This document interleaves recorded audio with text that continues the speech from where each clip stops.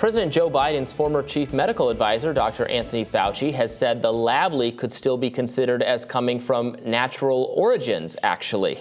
Take a look at this. A lab leak could be that someone was out in the wild, maybe looking for different types of viruses in bats, got infected, went into a lab, and was being studied in the lab, and then it came out of the lab. But if that's the definition of a lab leak, Jim, then that still is a natural occurrence.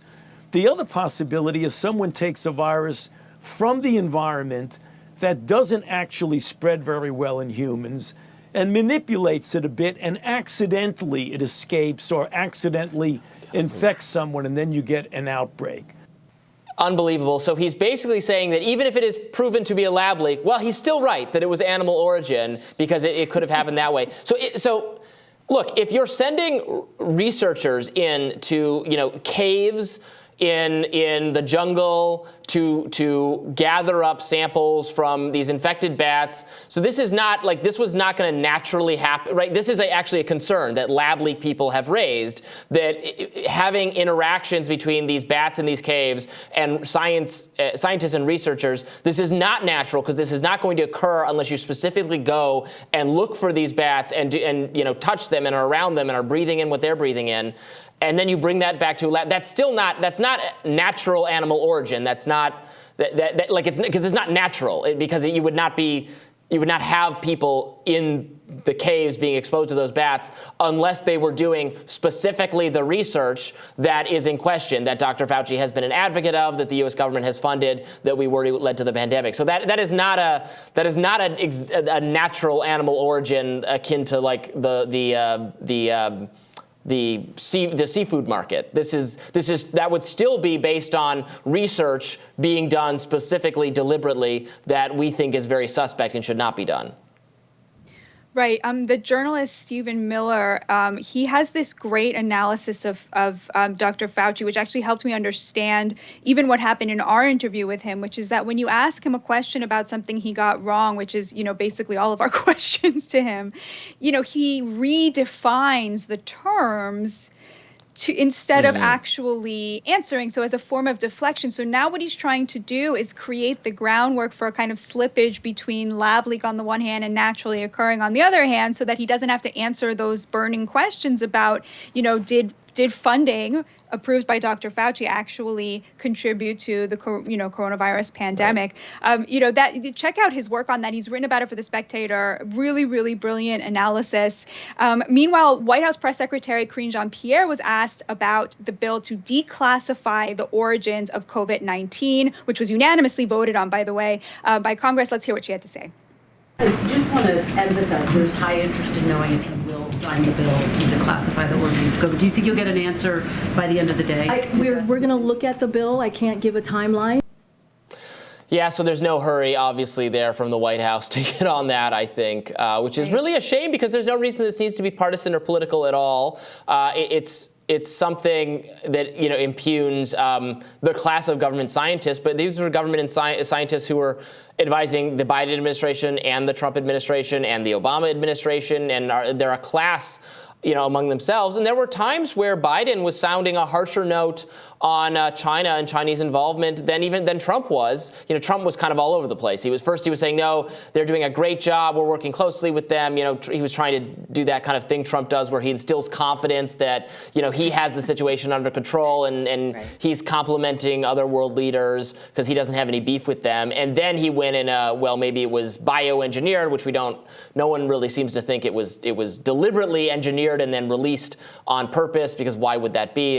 It's killing tons of Chinese people too. It's not, you can't contain it. It's not like anthrax or something where you can very precisely target it it spreads too easily between people. So you infect the country or the government doing the infecting also gets infected. But so that's not really what we're looking at. What we're looking at is, did this research that we funded, that Fauci and others said is very important and very necessary, did that lead to the pandemic because the research conditions in Wuhan, China were not good or something went wrong, and then it was covered up by the Chinese government. Fauci is this close to saying, like, well, it's still an animal origin because, mankind is the most dangerous animal of all. So if we cooked it up in a lab, that's still an animal origin.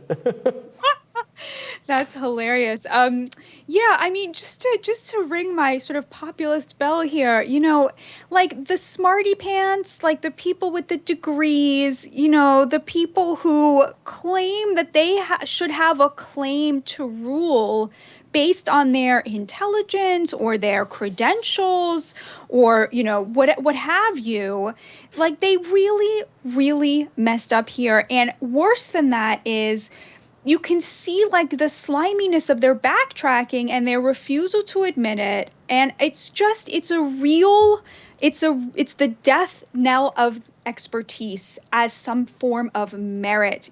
People, like, the only thing that matters is what you think about things and what your neighbors think about things. I'm not saying don't go to the doctor, but I'm saying, like, what is the point of becoming credentialed if you don't understand that the only thing that matters about the scientific method is the ability to admit you were wrong. That is the entire scientific method. And if anybody is claiming to be a scientist or to have some sort of degree that's meaningful after their name and can't point to a moment in time that they were wrong about something, they don't deserve your respect.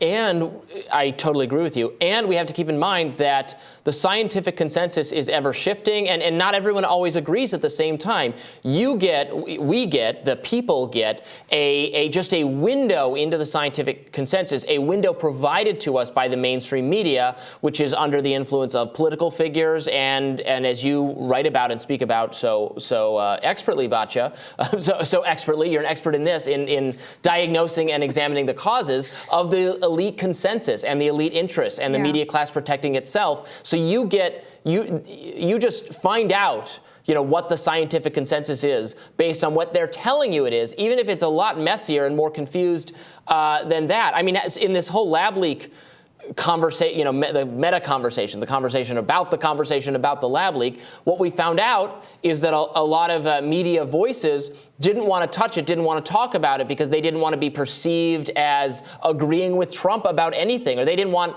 their viewers to think Trump was right about anything, even though they were kind of misunderstanding what Trump's position was with respect to this, that it actually wasn't out of step with anything else. It wasn't wildly out there. It was what some in the scientific community thought was perfectly plausible. But they didn't want to touch it for that reason. So you didn't get access to what, you being the people who reading and listening to what the media has to say, they're not actually getting access to a range of scientific opinions on the truth. They're just getting access to what cable news, mainstream newspapers are telling them, unless they're watching Rising, and then they're getting access to a little bit more. Right. And I will just say that we know, there were sub-communities that were conducting their own sort of unofficial scientific experiments, like noticing what happened. My own community, the Orthodox Jewish community, is just a perfect example of that. It was like a very close-knit, self-contained community that immediately got a sense of how this thing operates and how it spreads and what protects you from it and one doesn't, just from actual exposure, and then were forced to do things that they knew were not the things that worked. I think a lot of churches were probably like this. People who had contact understood very quickly. People with a lot of children understood very quickly. Many people in close-knit communities and immigrant communities understood immediately how this thing works because they saw it with their own eyes. They saw who was dying. They saw, what kinds of exposure was harmful. And then to have this, in the name of science, these people who hate science, who never admit they're wrong, who push lies that benefit them economically, right, to tell them from on high how they should behave. It was like really, really appalling. And still no signs of any kind of, ending to the gaslighting, no signs that anybody on the left recognizes that if you compare a state like Florida to a state like New York, you have a perfectly designed scientific experiment that if people weren't so stuck in, on their side, they would be able to see. Indeed.